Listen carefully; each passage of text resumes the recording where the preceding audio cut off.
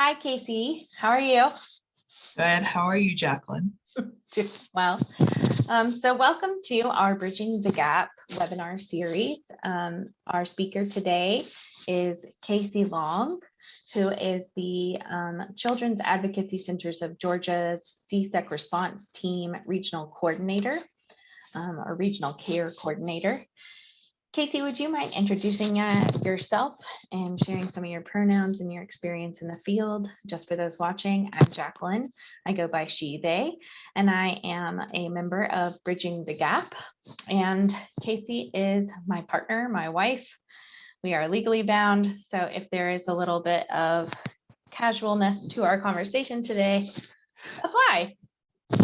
So Kacey, please introduce yourself and tell us a little bit about your experience in the field and your experiences with LGBTQ youth who have experienced commercial sexual exploitation of children. Sure. So thanks for having me, Jacqueline. My name is Kacey. I use she, her pronouns. My background is I have an MSW. I went to the University of Michigan a few years ago now. And since then, I worked a little bit within CSEC and trafficking. I've worked in sexual violence for about a decade now. And that's had a few different kind of different lenses. But my background is predominantly around child welfare. I worked at DFACS for about 2 years or so. And then after that, I worked at a child advocacy center in Athens, where I was the LGBTQ coordinator and sex trafficking coordinator. So that is kind of where my background is. It's a little bit around that child welfare and around the advocacy centers. And now I'm at the CSEC response team where we solely focus on CSEC youth. Great, thank you. Yeah. And I understand that you and your brilliant wife created a packet focused on LGBTQ CSEC populations that you're going to share with us. Let me remind folks this webinar is only 30 minutes, and while the packet is pretty extensive, we'll only get through a little bit of it today. But if you have questions, you're welcome to contact Kacey and email her anytime. You can also reach out to BTG if you're unsure of her contact information, and we'll get you in touch. Yeah. Feel free to go ahead and share that packet. Okay. And if you pull it up, I'm just going to let folks know again, you need to invest some time in this packet. And if you want to have the packet emailed to you, feel free to attend our event on September 8th, where Kacey will be there to do some case studies with us and to kind of go over steps for LGBTQ populations who have experienced CSEC. Yeah. So thanks for, like Jacqueline said, this was created by myself and my beautiful wife that has already worked on kind of really exacerbating some of this. And mainly, again, this is not something we're going to be able to cover in 30 minutes. And it's going to really take a lot more time to kind of sit down and dig through it. But we will kind of highlight some of the things and just kind of want to work through some of these highlights. So first off, we're going to start a little bit with key terms. What we really want you to know is to kind of have a clear understanding of kind of who we are talking about with LGBTQ and CSEC. Kacey, can I stop you just for a second?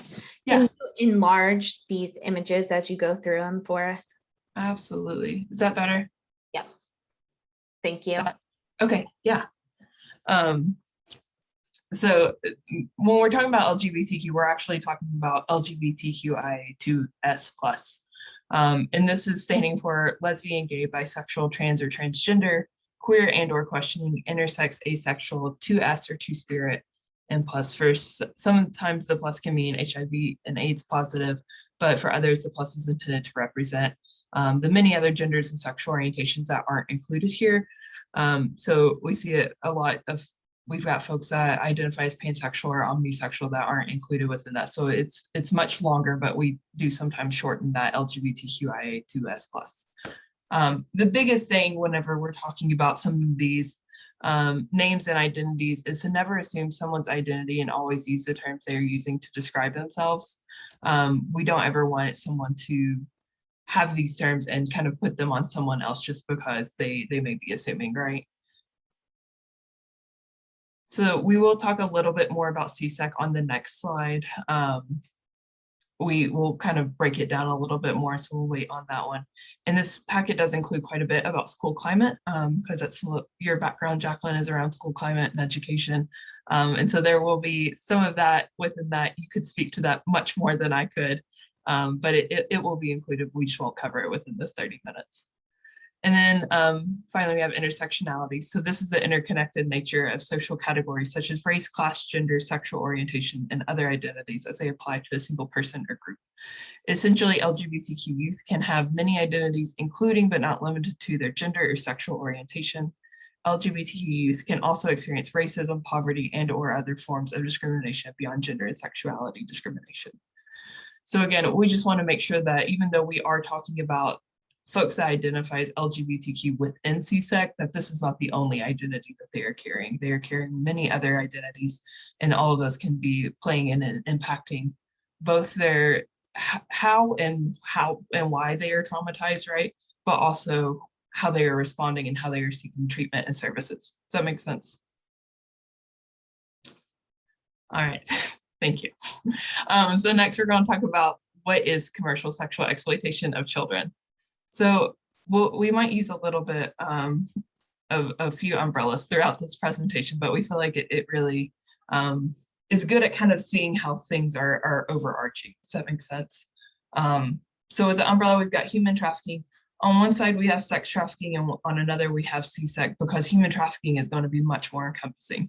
Now, there are a ton of other things under this umbrella. You've got labor trafficking, organ trafficking, benefits trafficking. There's all these different other forms of human trafficking, but we're focusing exclusively on sex trafficking and CSEC within this. So sex trafficking, meaning the recruitment, harboring, transportation, provision, obtaining, patronizing, soliciting, or advertising of a person for a commercial sex act, in which a commercial sex act is induced by force, fraud, or coercion, or in which the person induced to perform such an act had not attained 18 years of age. So with this, I think, you know, we think a lot of times that CSEC and sex trafficking is exclusively like this guerrilla trafficking, right? Where somebody is pulling up in a white van and sticking a bag over someone's head, throwing them in the van, and then like Daddy Liam Neeson is chasing them all across the world trying to like recover this child, right? In reality, this is very, very minimal. This does not happen very often. And sex trafficking happens a lot more through that fraud and coercion rather than the force. So again, trafficking is definitely a part of CSEC. We do deal with trafficking within our work, but more so we're looking at that CSEC side. And the CSEC is commercial sexual exploitation of children. So this is sexual activity involving a child in exchange for something of value or the promise thereof to the child or another person where the child is being treated as a commercial sexual object. And so this is obviously much broader than what sex trafficking is. CSEC can be kind of all different forms of this sexual exploitation. So it goes a little bit further than like, I don't say this in like a minimizing way, but kind of like your traditional child sexual abuse cases, because there is still that exchange that's present. But within CSEC, you know, we're looking at that exchange or that promise thereof that is to the child or someone else. So this can be things like images, could be things like videos. This child may not always engage directly physically with a perpetrator. It can all happen virtually. It can happen in person. It can still have all those elements of sex trafficking as well, but it is going to be a little bit broader for that definition. Does that make sense? Am I clarifying that? Yeah, so in terms of CSEC or commercial sexual exploitation of children, that might include things like child pornography. Yeah, so we use the term child sexual abuse material because it's a little bit broader than that, and to not, I think sometimes the term pornography can have almost an element of consent within that somebody is consensually creating that.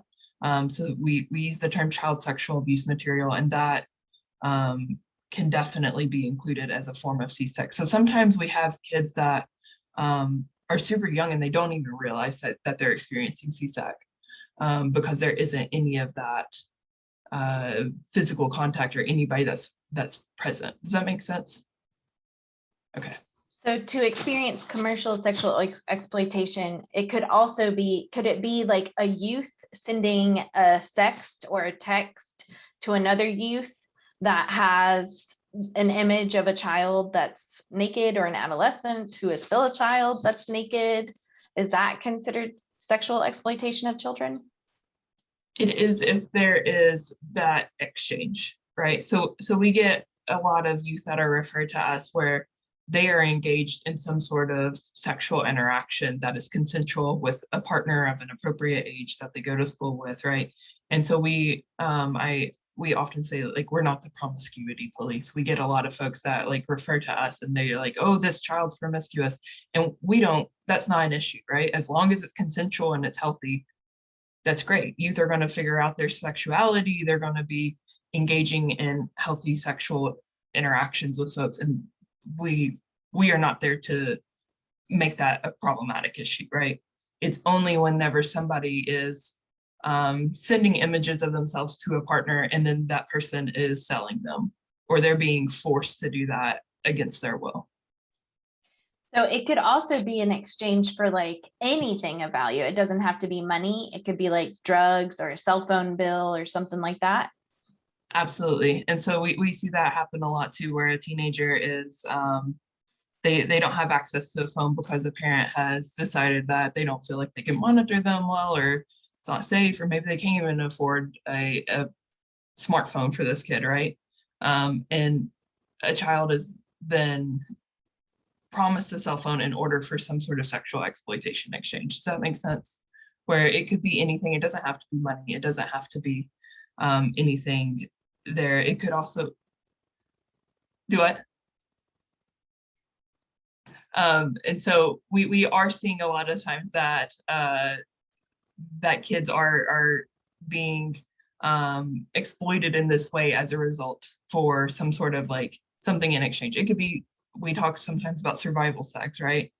And I hate the term survival sex because I think sex is obviously implying that there's consent.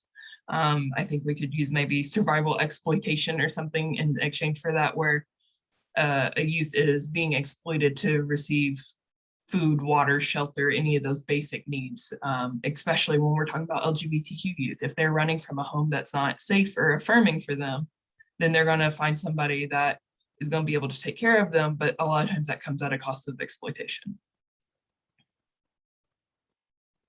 Excellent. Thank you, Kacey. That's great. And if people have questions, they can ask you on September 8th. Absolutely. Thank you. Yeah.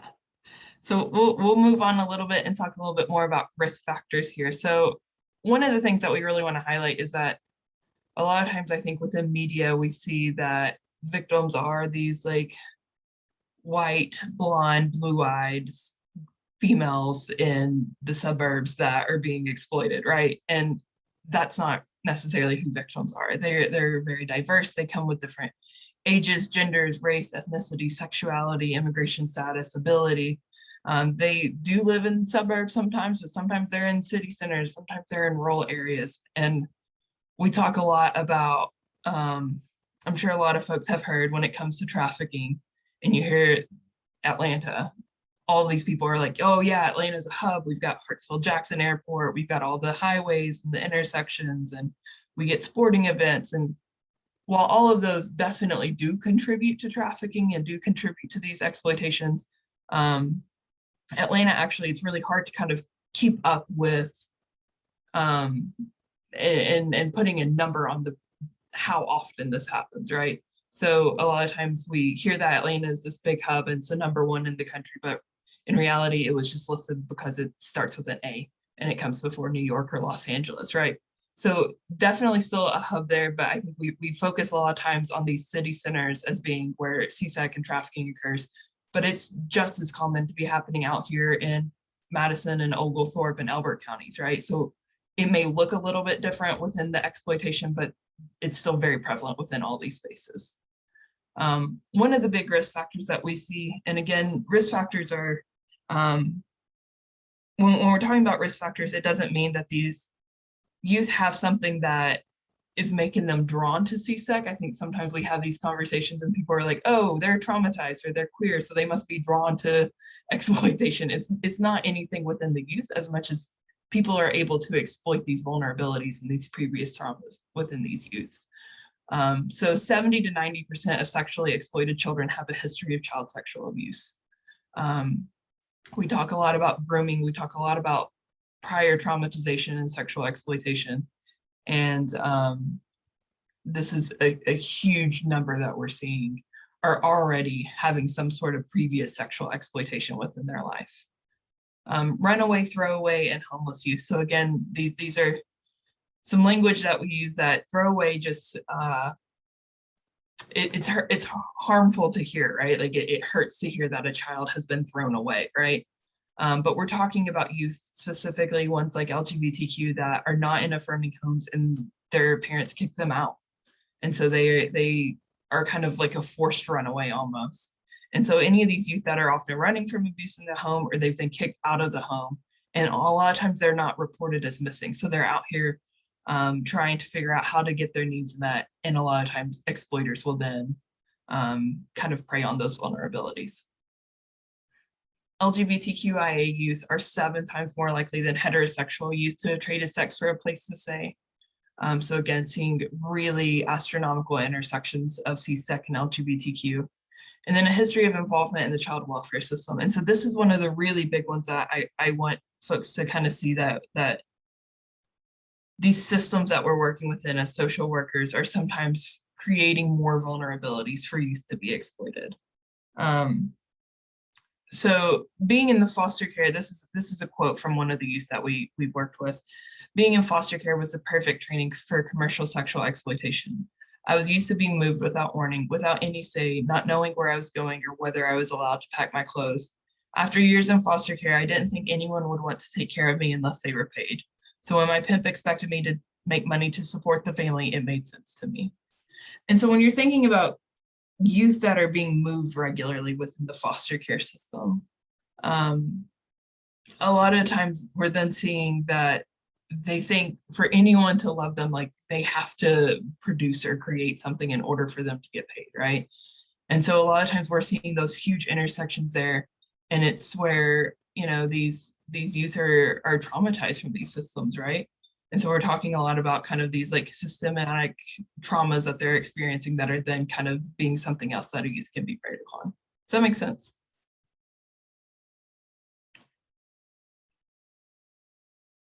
All right, so we'll move on a little bit to LGBTQ as an acronym. And again, we're going to use a couple of umbrellas within this. So this is meant to encompass a whole bunch of diverse sexualities and genders. I think you can kind of make this a little smaller so they can see all of it, maybe. Yeah. Is that better? Yeah, thank you. All right. But within this umbrella, so we're using the term queer. I know I'll speak for us that you and I both use the term queer to identify ourselves, right? As a side note, we both grew up in rural Kentucky, and that was not always the most affirming word, I think, growing up. Would you agree with that? Yeah, I would have to agree. The word queer was not used in a kind way. It was not. It was not. But I think, you know, we've both kind of warmed up a little bit to using it for ourselves and to be this more umbrella and encompassing term. Mm-hmm. So when we use the term queer, it's mainly to use it kind of within this umbrella sense that is including both sexualities and genders within this. So if you look on the left, you've got your LGB as sexuality. So you're lesbian, gay, bisexual. Again, this is not fully encompassing. This is not including pansexual, omnisexual, these other identities, but we're just looking within that LGBTQ that we often use. So you've got sexualities on one side, and then you've got genders on the other. So this is the D of trans or transgender. Again, not including two-spirit, gender non-conforming, non-binary. There's many other genders here. But when we're using the term queer, we're kind of encompassing both sexualities and genders. And mainly we're just wanting to kind of highlight that when we're using this term, we're not trying to speak specifically about one of these identities as much as all of them. Is there anything you want to add to that? I think that covers it. covers it with the umbrella. Good one. But That's great. All right, so now we're going to talk a little about intersectionality, and I know this is something that you can probably speak to even better than I can, so feel free to jump in. Intersectionality, mainly we're wanting to look at as humans, as individuals, we're not just carrying one identity. And that is for everyone. That's not just for folks that have oppressed or minoritized identities. Everyone is holding a race, an ethnicity, a gender identity, class, language, religion, ability, sexuality, mental health, age, education, body size, and many others.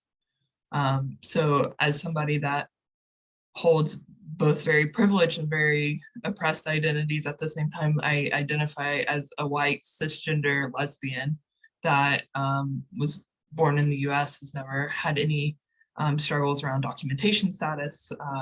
I'm able-bodied. Like there are both privileged and oppressed identities within myself, right? But we may be working with youth that are CSEC that they may hold multiple oppressed identities. And just to read this quote by Kimberly Crenshaw here at the end, intersectionality is the lens through which you can see where power comes and collides, where it locks and intersects. It is the acknowledgement that everyone has their own unique experiences of discrimination and privilege. Chuck, do you want to add anything to that? I think specifically with CSEC youth, you're looking at those intersections, whether it be gender, race, sexual orientation, ethnicity, documentation, ability, class, and education.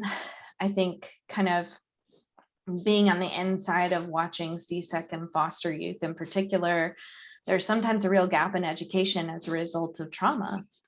So youth might say, well, I'm supposed to be in 8th grade, but maybe they still have like a kindergarten level reading skill because they haven't necessarily been in school the entire time. There might be gaps in that education. And they might have experienced trauma not only as a result of sexual violence, but potentially trauma related to family or family of origin, trauma related to the child welfare system, or trauma related to school systems. And I think whenever we're looking at mental health, even here, it's just one term, but that could mean a plethora of different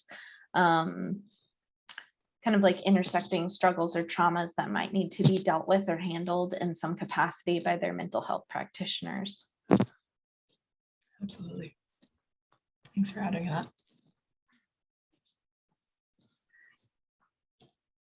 We can keep scrolling and we're going to talk a little bit about CSEC red flags.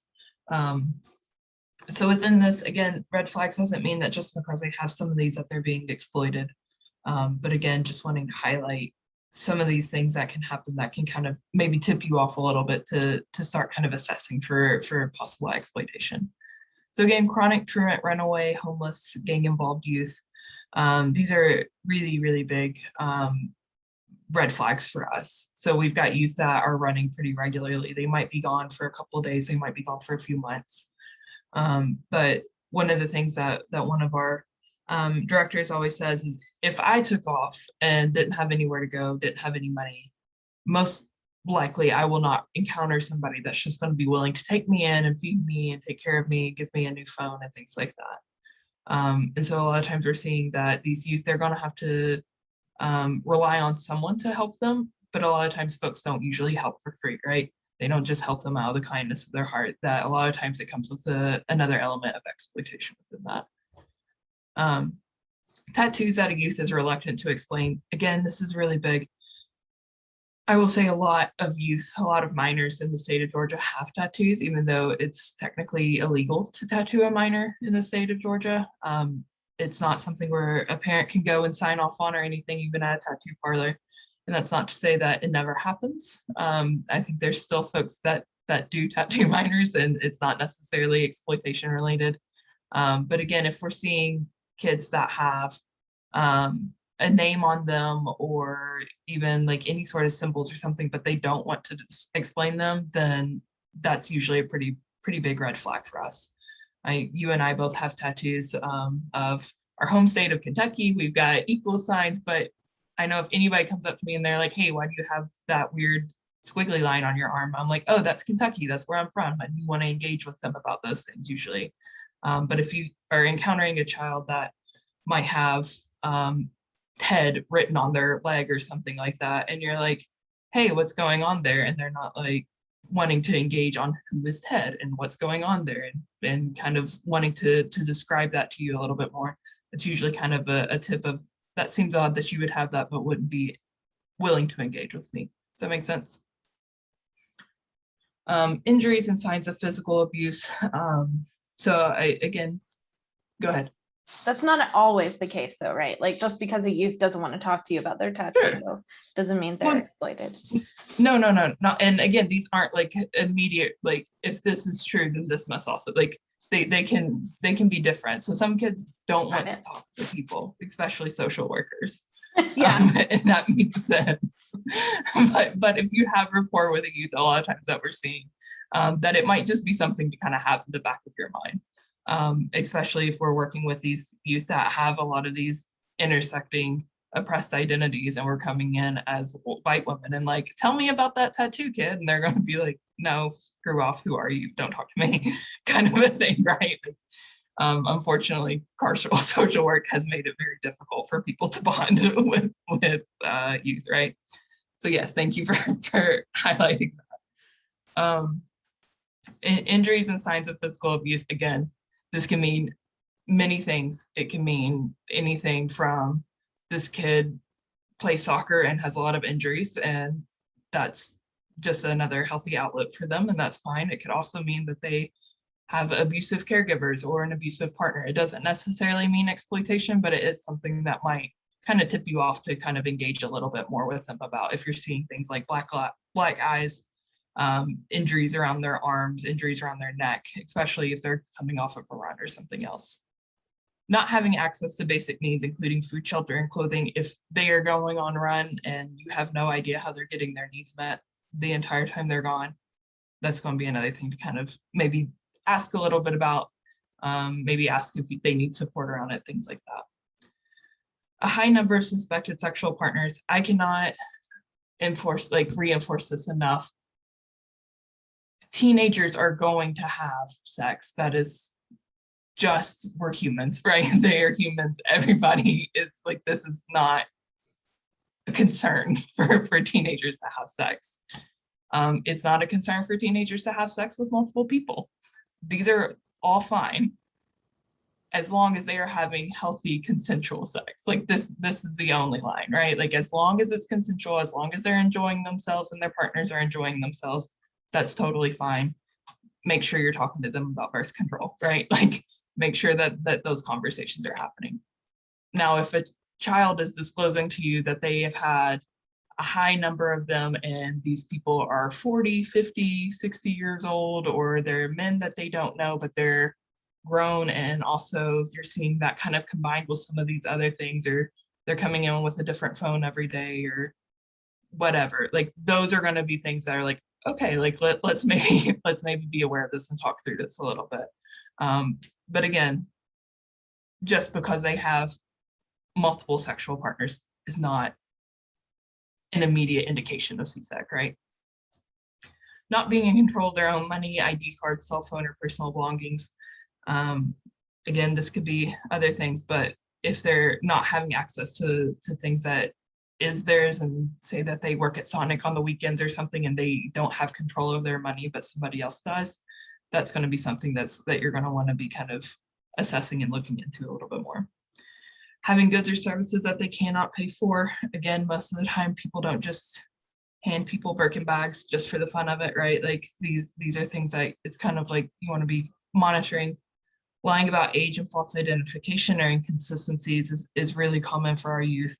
And then dramatic personality changes or evasive behavior, especially around a new boyfriend or girlfriend or older group of friends. When I worked at DFACS, I had several kids, and I was always constantly trying to engage with them about who their youth are, or who their partners are, and kind of what's going on there. And there would be times where they would come and they would talk to me about, and they have an older boyfriend and he's wonderful and loves them and is going to take care of them, and they're going to get married and everything's perfect and it's wonderful. And then a month or two later, he's still around, but it's not as roses and beautiful as it used to be, right? And so again, that could just be that this is an abusive jerk that they're around, right? Like it doesn't necessarily mean exploitation, but it is something that is kind of pretty common for us to be seeing. That is definitely when you want to be talking about consent, if they're forcing them to do anything they don't want to do, what that safety looks like, and so on. Does that make sense? Okay. So we'll scroll through some of this. This isn't necessarily anything that we need to spend time on, but these are kind of how our regions are kind of laid out. If you do have any concerns around CSEC or a youth that you're working with, please feel free to reach out. There, we do have a hotline number and a referral on our website, but you can also feel free to reach out to me and we can talk through it as well. So we want to talk a little bit about when you meet a potential LGBTQ client who's experienced sexual violence, CSEC, or trafficking. There are a couple of things, and again, Jack, you've worked on this packet just as much, if not more than me, so feel free to jump in and kind of highlight any of this. But before you meet, we always want to encourage you all to research how best to care for various genders and how to practice queer affirming, gender affirming, and trauma-informed care. Practice these methods and theories with someone willing to hear mistakes before you practice with a child. This is huge.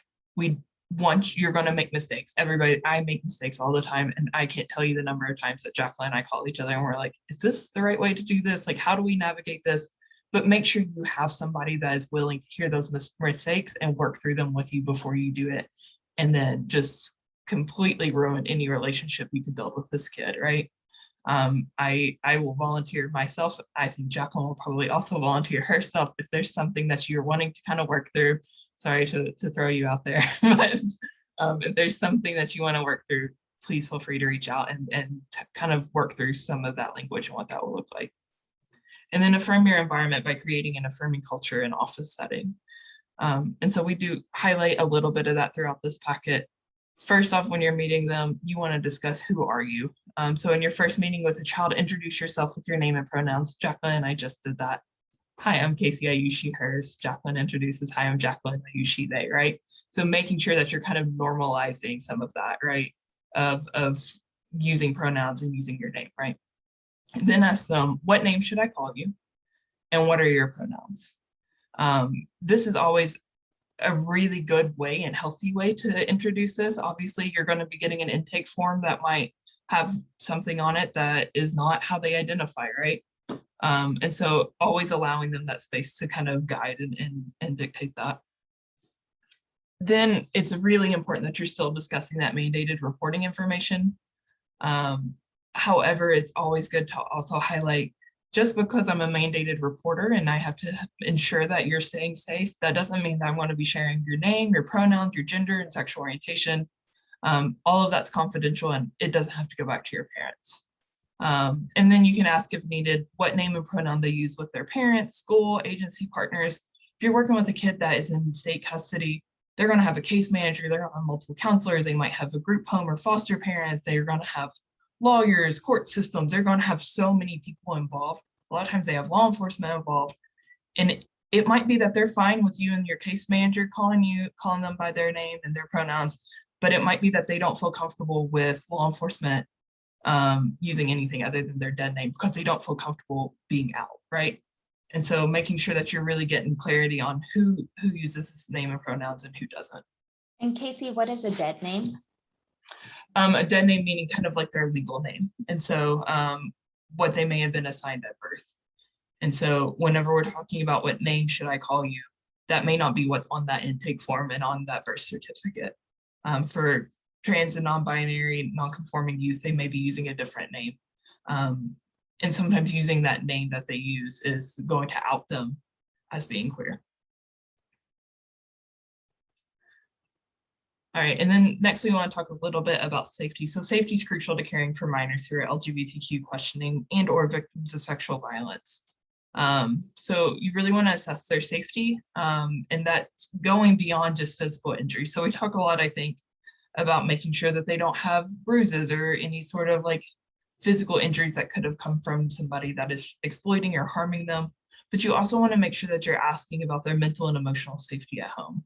You want to ask about who are their friends and their support system, if they feel heard and boundaries are respected in romantic and sexual relationships, and if they are affirmed by their caregivers, and then talk through virtual and media safety. So a lot of times we are seeing that folks are being exploited, and it starts off with social media and folks direct messaging them and reaching out to them for that exploitation.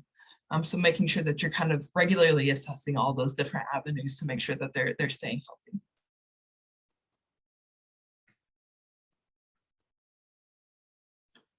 So we want to talk a little bit about creating an affirming therapeutic space, symbols and pronoun buttons. So make sure that you're creating a space that allows youth of any gender, race, ethnicity, immigration status, sexual orientation, or other identities to feel seen, valued, and affirmed.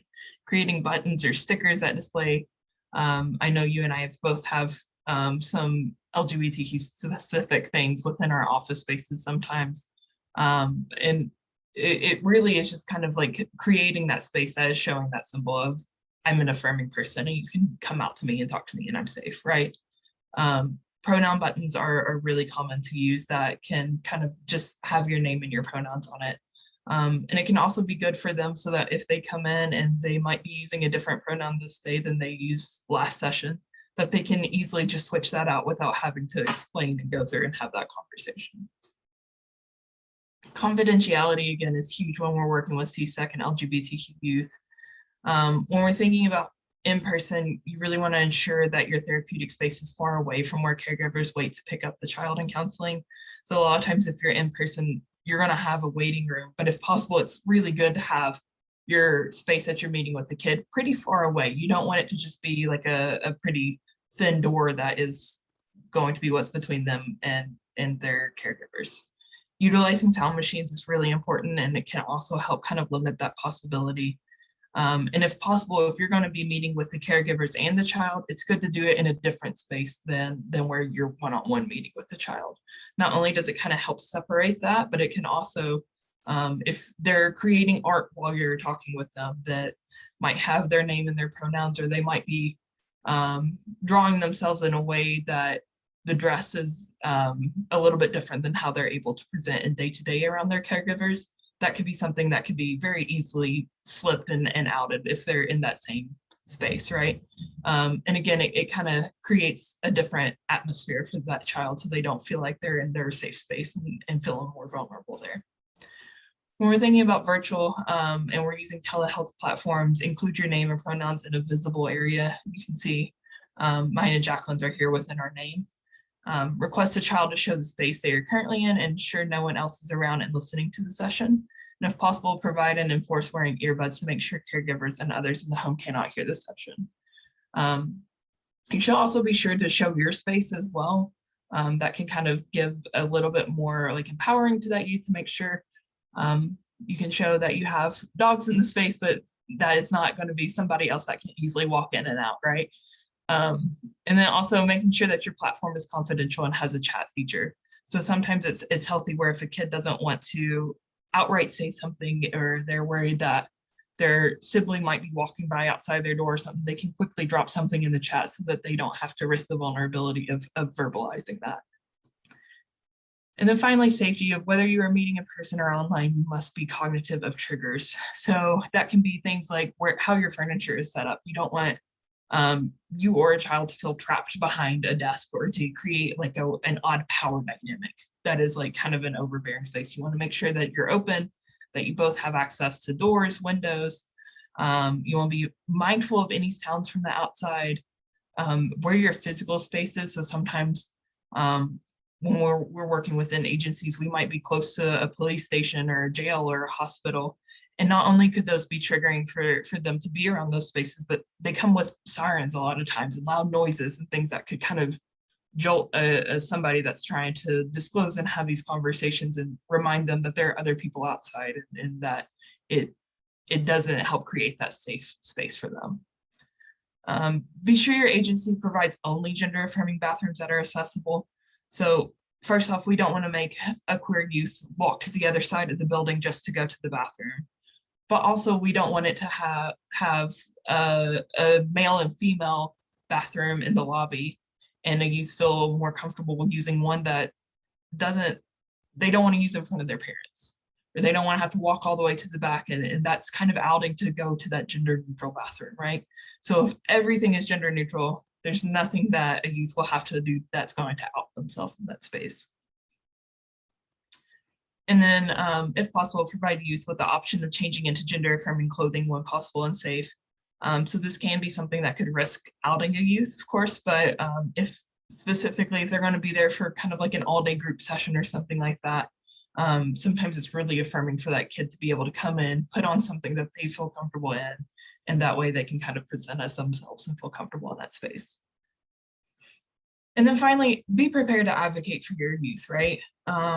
This can look all kinds of different ways, but some of the ways I think sometimes we as clinicians and counselors don't think of is that sometimes you might have to advocate that this youth is going to be put in a safe space.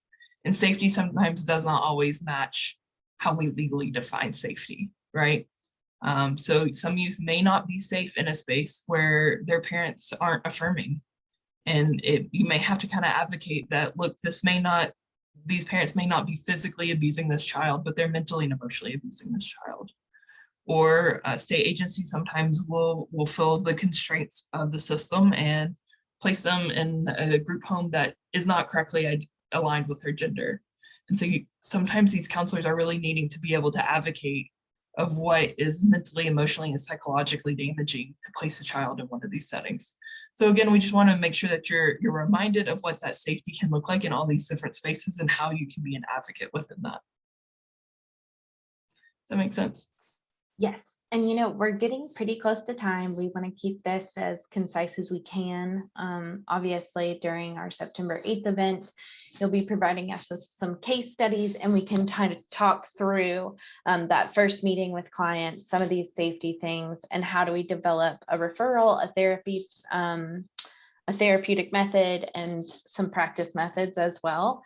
If you just want to scan through the rest of the document and kind of hit like one or two more high points. I know that you have some other things going on today. So if there's anything else you want to kind of end on, I invite you to do that now. I think I'm always going to end on the unicorn. I feel like this is my favorite thing. And I definitely want us to talk more on the other session about kind of what those methods look like. But if we're just going to hit one more thing, I think the unicorn's really important. I love the unicorn. Unicorn's my best friend when it comes to working with queer youth. And mainly I want to walk through this and talk a little bit about how this can be used when you're working with a youth. So if we can kind of quickly go through and see, match the symbol. So gender identity is clearly the rainbow here. It's in the thought bubble. It's how somebody identifies, thinks, and feels, right? And so again, I want to look here and kind of see like you've got female, woman, girl, male, man, boy, and other genders. These are not one or the other. You don't choose A, B, or C. You can kind of move all of these around and they can constantly be shifting. So unicorn might look different one day than they do another day, or unicorn might identify differently in one setting than they do in another setting, right? Gender expression and presentation. So this goes back to kind of allowing a youth to identify and express, and maybe that includes change clothing, do their hair differently, something like that during a session. And that's going to be these green dots that kind of how you are physically seeing the unicorn, right? Sex assigned at birth being kind of like your DNA. It's connected to here with kind of around genitalia and things like that. Sexually attracted to, romantically, emotionally attracted to being your two hearts here.